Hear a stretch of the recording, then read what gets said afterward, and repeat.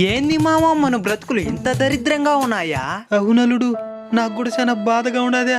ఎందుకు మామా? మా ఇంట్లో వాళ్ళు వేరే నీతో పోలస్తున్నారా? అంటే మన బ్రతుకులు ఇటు ఉన్నాయని బాధలే, నాతో పోలస్తున్నారనేదే నీ బాధ. చంపేస్తాను నిన్ను.